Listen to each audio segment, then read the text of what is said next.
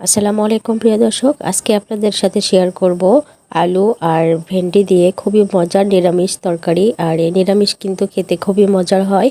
তো আলু ভেন্ডি রান্না করার জন্য একটা প্যানে নিয়ে নিচ্ছি পরিমাণ মতো তেল।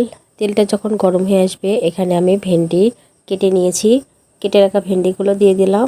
সামান্য পরিমাণ লবণ আর হলুদের গুঁড়া দিয়ে ভেন্ডিগুলোকে প্রথমে ভেজে নিতে হবে।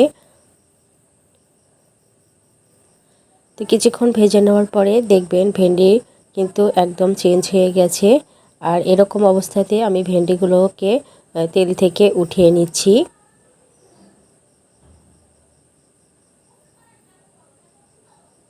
সবগুলো ভেন্ডি আমি উঠিয়ে নিয়েছি। আর সেম তেলে দিয়ে দিচ্ছি হাফ চা চামচ পরিমাণ জিরা, 1/4 চা চামচ পরিমাণ পাঁচফোড়ন, 2 থেকে 3টি আমি পেঁয়াজ কুচি করে নিয়েছি। এখানে 3টি কাঁচামরিচ আর 2টি শুকনো মরিচ দিয়ে দিলাম। দিয়ে পেঁয়াজগুলোকে আমি কিছুক্ষণ ভেজে নেব।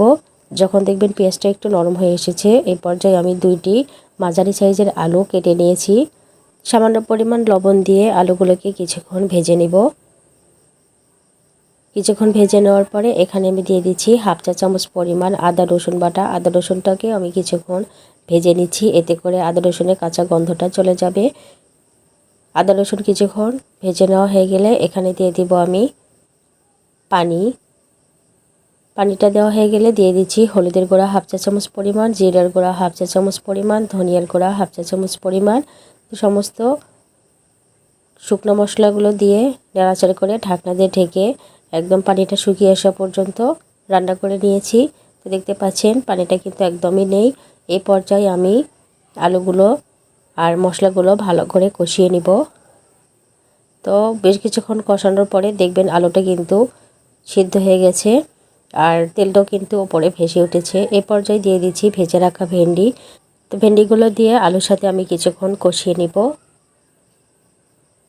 তো আলু ভেন্ডি আমি বেশ কিছুক্ষণ কষিয়ে নিয়েছি। কষানো হয়ে গেলে এখানে দিয়ে দিচ্ছি আমি হাফ কাপ পরিমাণ পানি। তো পানিটা দিয়ে নাড়াচাড়া করে ঢাকনা দিয়ে ঢেকে আমি কিছুক্ষণ রান্না করে নেব। তো কিছুক্ষণ রান্না করার পরে দেখবেন পানিটা কিন্তু একটু শুকিয়ে এসেছে আর একটু মাখা মাখা হয়েছে। এই পর্যায়ে আমি চুলা থেকে নামিয়ে নেব। তো নামানোর আগে অবশ্যই এখানে ধনিয়া পাতা কুচি দিয়ে নামিয়ে নেবেন। তো ধনিয়া পাতা কুচিটা দিয়ে আমি চুলা থেকে নামিয়ে নিয়ে সার্ভিং ডিশে নিয়ে নিয়েছি। আর এই সবজিটি কিন্তু রুটি পরোটা বা গরম ভাতের সাথে কিন্তু খেতে খুবই মজার হয়। একবার হলেও ট্রাই করবেন।